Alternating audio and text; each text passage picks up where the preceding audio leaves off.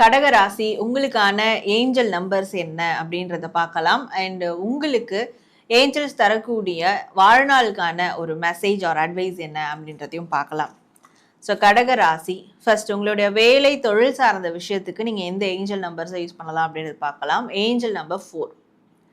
So இந்த angel number 4 நீங்கள் use பண்ணுறதால உங்களுடைய வேலை தொழில் சார்ந்த விஷயம் ரொம்ப ஆர்கனைஸ்டாக போகும். கண்ணா பின்னான்னு இல்லாமல், ஒரு பிக்கல் பிடுங்கல் இல்லாமல், சொதப்பலாக போகாமல் ரொம்ப ஒழுங்குமுறையோட கரெக்டாக வந்து போகும். அண்ட் ரொம்ப டிசிப்ளினாக நீங்களும் சரி, உங்களுடைய வேலையில் இருக்கக்கூடிய அந்த பார்ட்னர்ஸும் சரி ரொம்ப டிசிப்ளினாக நடந்துப்பாங்க. அதாவது கரெக்டாக இந்த விஷயங்கள் இந்த டைமில் முடிக்கணும் அப்படின்ற விஷயங்கள்லாம் நடக்க ஆரம்பிக்கும் உங்களுடைய வேலை தொழில் சார்ந்து.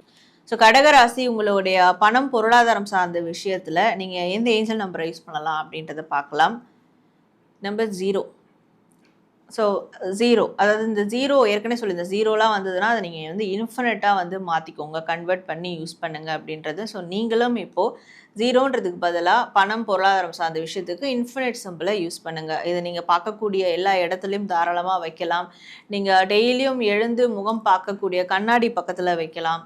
ஸோ உங்களுடைய கையில், உள்ளங்கையில் இல்லை வேறு எங்கேயாவது வந்து டேட்டூ போட்டுக்கலாம். உள்ளங்கையில் ஜஸ்ட் மார்க் பண்ணி வச்சுட்டு கூட நீங்கள் காலையில் எழுந்து பார்க்கலாம். ஸோ அந்த இன்ஃபினிட் சிம்பிள் நீங்கள் பார்க்கும்போது உங்களுடைய பணம் பொருளாதாரம் சார்ந்த விஷயங்கள் எப்படி வந்து லோவாக இருந்தாலும் ஹையாக இருந்தாலும் ஸோ அதில் ஒரு ஃப்ரெஷ் ஸ்டார்ட் எப்போவுமே உங்களுக்கு கொடுத்துக்கிட்டே இருக்கும். அதற்கான வாய்ப்புகள் உங்களுக்கு தொடர்ந்து வந்துக்கிட்டே இருக்கும். கடகராசி உங்களோட ரிலேஷன்ஷிப் சார்ந்த விஷயங்களில் நீங்கள் எந்த ஏஞ்சல் நம்பர் யூஸ் பண்ணலாம் அப்படின்னு பார்க்கலாம். 66.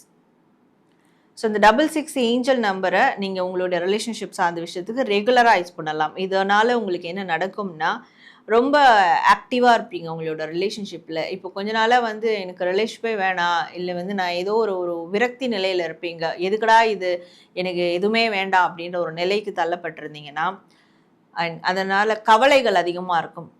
சேராமல் போயிடுமோ, எனக்கு ரிலேஷன்ஷிப்பே அமையாமல் போயிடுமோ, ஏதோ ஒரு கவலைகள் இருந்ததுன்னா இந்த கவலையெல்லாம் வந்து கிளியர் ஆகும். ஸோ கடகராசி உங்களுக்கு ஏஞ்சல்ஸ் தரக்கூடிய மெசேஜ், உங்களுடைய வாழ்நாளுக்கு மெசேஜ் ஆர் அட்வைஸ் என்ன அப்படின்றது பார்க்கலாம். கடகராசி